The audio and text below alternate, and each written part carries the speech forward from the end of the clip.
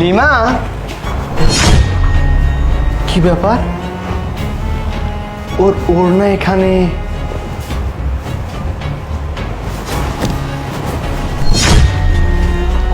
আমারটাও তো এখানে পড়ে আছে, তাহলে ও কোথায়? মা, সামনে ওই তোর প্যান্ট, এখানে জামা কাপড় পরে আছে ফ্লোরের মধ্যে। ও কোথায়? ও, বুঝতে পারছি, অনেকদিন পরে বাড়িতে আসছি তো, সেজন্য মনে হয় আমাকে সারপ্রাইজ দিবে।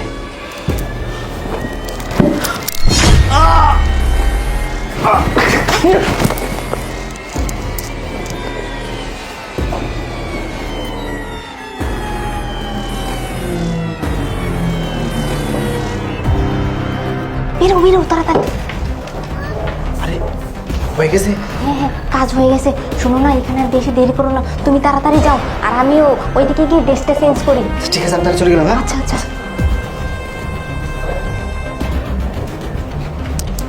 নয়ন, এই নয়ন,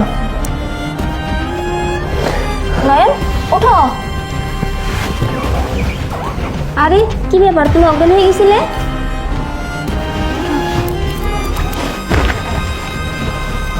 বসো, এখানে বসো।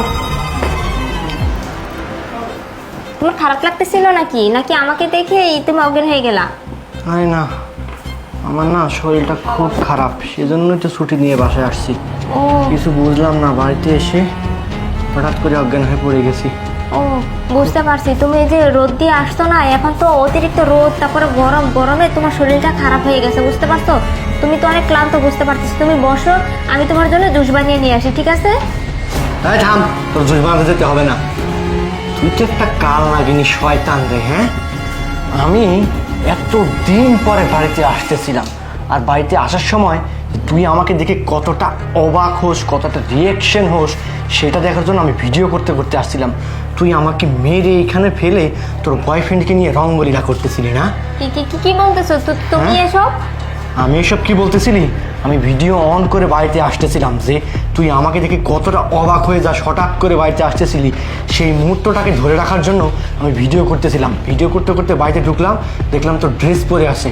এইটা সেইটা দেখতে দেখতে যখন আমি এখানে আসলাম, তুই একটা বাটি দিয়ে, এই বাটিটা দিয়ে, তুই এই মোটা বাটিটা দিয়ে আমার পেছনে এমন জোরে মারছিস, আমি এখানে অজ্ঞান হয়েছিলাম। কিন্তু কপাল ভালো, আমার ভিডিওটা চলতেই ছিল। আমার যখন জ্ঞান ফিরলো, আমি তখন ওইখানে বসে বসে ভিডিওটা দেখছি। এই তাড়াতাড়ি বের হও। হয়ে গেছে কাজ? হ্যাঁ, কাজ হয়ে গেছে। শোনো, এখানে আর বেশি দেরি করা যাবে না, তুমি তাড়াতাড়ি যাও, আর আমি ওইদিকে গিয়ে ড্রেসটা চেঞ্জ করি। আচ্ছা ঠিক আছে, চলবে। দেখার পরে আবার অজ্ঞান হওয়ার ভান করে ওইখানে শুয়েছিলাম, যে তুই আসলে কি করিস সেইটা দেখার জন্য। কি বলতেছো? কারণ আগেনি ডাইনি কোথাকার, তুই আমার বাড়িতে থাকিস, আমি বাহিরে কত মানুষের সেবা করি, দেশের সেবা করি, জীবন বাজি রেখে যুদ্ধ করি, আর তুমি আরেকটা পরপুরুষ বাড়িতে ডেকে নিয়ে এসে রঙ্গলীলা করো, তার সাথে শুয়ে থাকো। হ্যাঁ, আবার আমার বাড়িতে আসছিস, আমাকে এইটা দিয়ে মেরে অজ্ঞান করে তাকে বাড়ি থেকে বের করছিস আমার কাছে ধরা খাবে জন্য। দেখ, রাখে আল্লাহ মারে কে, কথায় আছে না, আল্লাহ যদি রাখে বান্দাকে কেউ মারতে পারে না। সেম হচ্ছে তোর কাহিনী, তুই আমাকে মারতে চাইছিলি, অ্যাটেম্প টু মার্ডার করতে চাইছিলি।